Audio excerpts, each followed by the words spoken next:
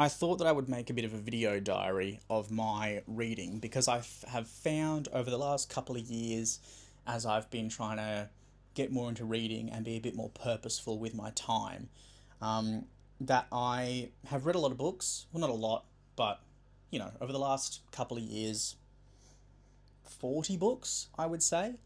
Um, and I've gotten to the end of the year, or even a couple of months after the fact of reading certain books, and I have found that I don't even remember what they were about, even if the book at the time felt impactful, or it felt as though I was taking away little lessons and stories from it.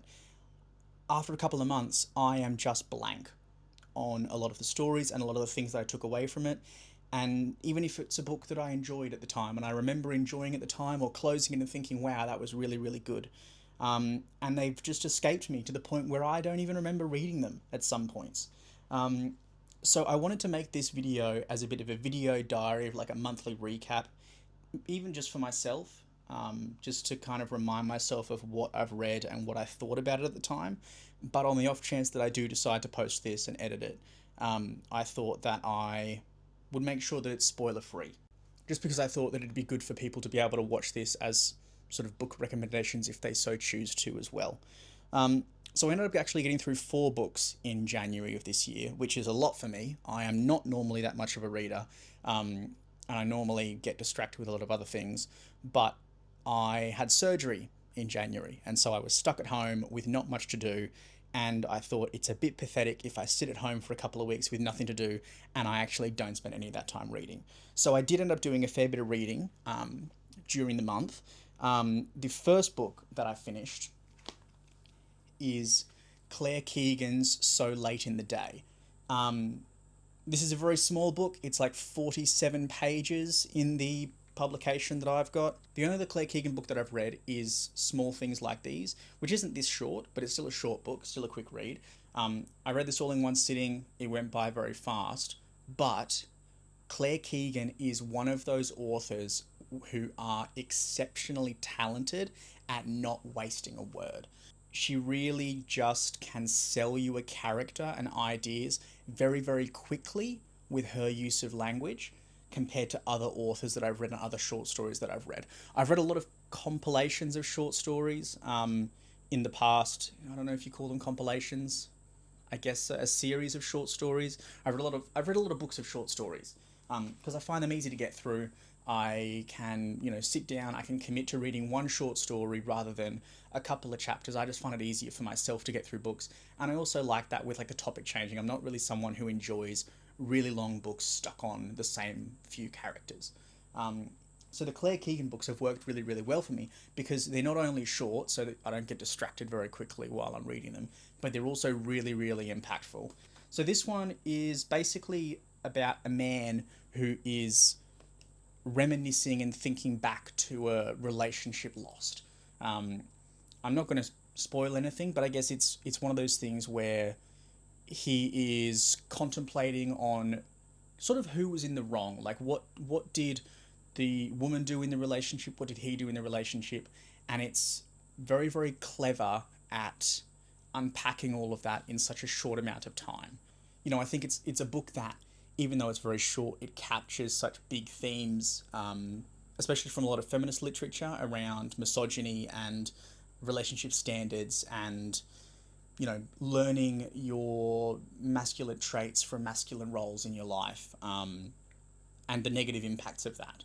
And so I think it was very, very good for the size. Claire Keegan's a legend. I think I've already got another couple of books by her. I've got Foster and Antarctica that I am yet to read.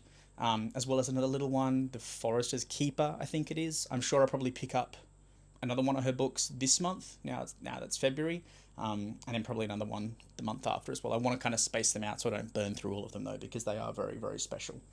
The second book that I read was a long one. Well, not a very long one, but longer, which is Prophet Song. This one won the Booker Prize in 2023. I would say it's a political fiction, more than anything, really. I don't want that to sway people, though, if they're going to read it or not. It's kind of like a dystopian political drama with a lot of themes throughout it that are quite interesting. I also think it's probably quite relevant at the moment in the current state of the world. It's all about kind of, what happens when the government takes control, or when things start falling apart, and it really shows very nicely the hopelessness of individuals in such a, I guess, powerful and complicated and secretive system almost. It's kind of one of those things with, government, people vote on things, and the higher ups make decisions and all of that sort of stuff, but you don't really know which way it's going to sway year after year.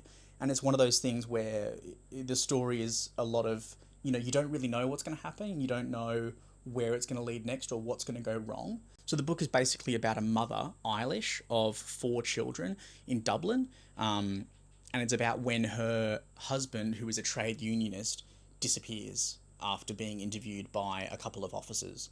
And I guess it's about her and how she copes in how the state of the world is at that point, and trying to keep her children safe in kind of a society that is crumbling or collapsing, or dividing into the way that society divides when it goes through turmoil, as we're seeing in the world now as well. Very, very impactful book. Very, very good book. Hopelessness is captured very well in this. The idea of, I don't know what to do, like, I don't know how to more eloquently say that, but, a mother being so desperate to protect her children, but she just does not know how to do it, and what to do, and how to make it better, and society is not a help in doing that. So very, very interesting. This is definitely my best read of the year so far, and I doubt it's going to be topped. Just be warned, hopelessness. So definitely recommended though. The next book that I read is All the Lovers in the Night by Mieko Kawakami, or Mieko, I'm not 100% sure how to pronounce it. This is another translated text. I've read a lot of translated Japanese books. I'm a bit of a fan of them. They've just got a lot of fun and easy themes a lot of the time, whilst kind of weaving in more complicated and contemplative thoughts. A lot of the stories that I read are kind of quirky. Like, I really like the quirky Japanese texts. I've read all of the Before the Coffee Gets Cold series. I've read a lot of Murakami, as flawed as he can be sometimes in some of his books. And just a lot of fun ones.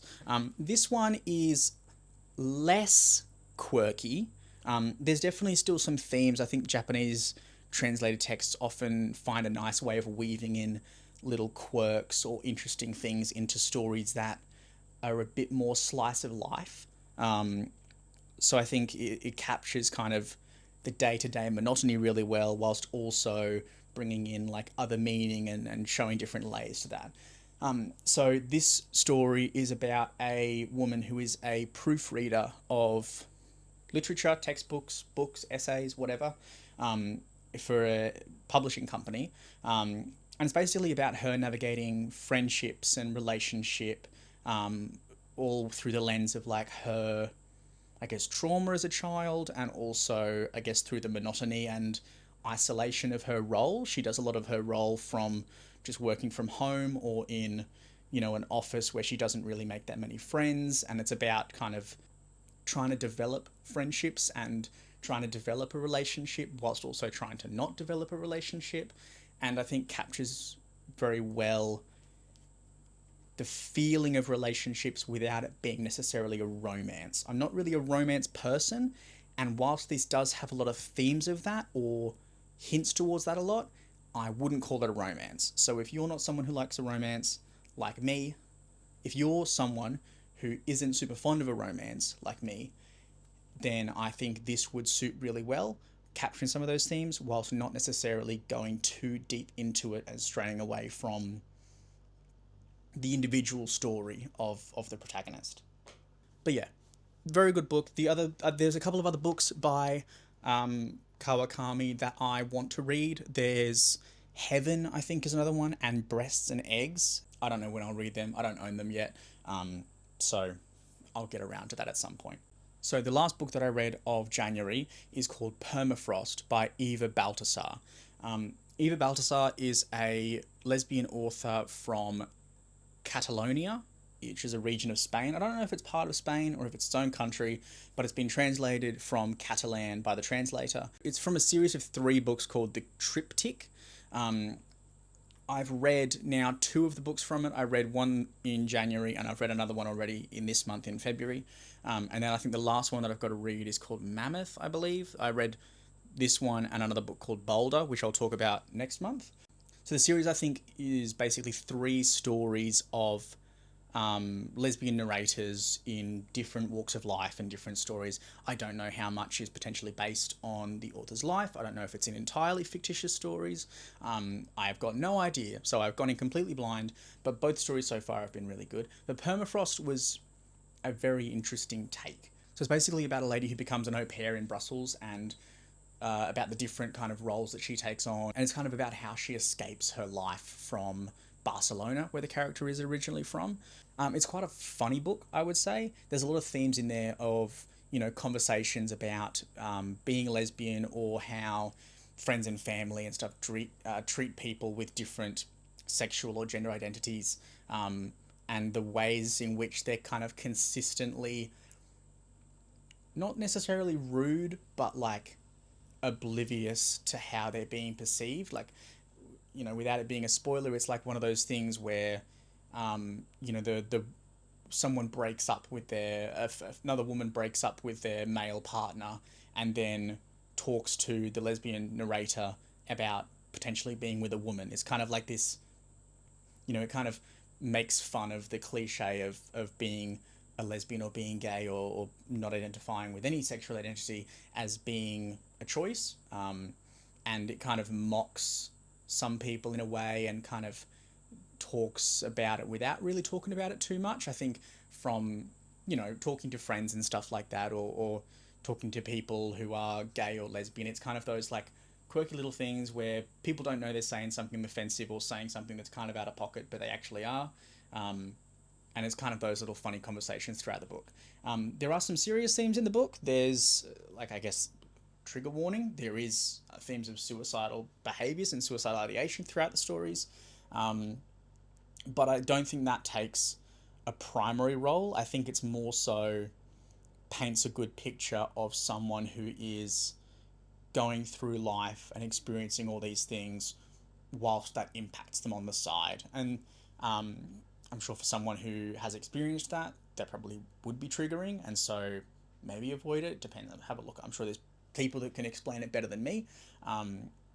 But I think that it paints a really good picture about just this person's life and their attitudes towards things, and the way that they've been able to bounce off of disadvantages and objections and, impacts such as suicidal behaviours and ideations and stuff. And I think it shows really well from like a kind of funny, kind of sad, kind of similar kind of slice of life themes as what I was talking about before as well, of kind of just capturing in a bit of a snapshot this person's life and their identity in kind of a humorous and flashback way. But that is basically it. That is what I read in January. As I said, I've already read another Eva Baltasar book this year in February, and now I am taking on a book that I have been putting off for a long, long time, which is Dune. I am not a big book person, as I think I've already said. I'm also not a sci-fi person, so it is taking me a while. But I will tell you all about that next month, and we'll see if I even got through it. But that's about it. Let me know if you have any recommendations for me, potentially, off of my reading list, or let me know if you've read the same books that I did, and let me know what you thought as well. That's all I've got. See ya.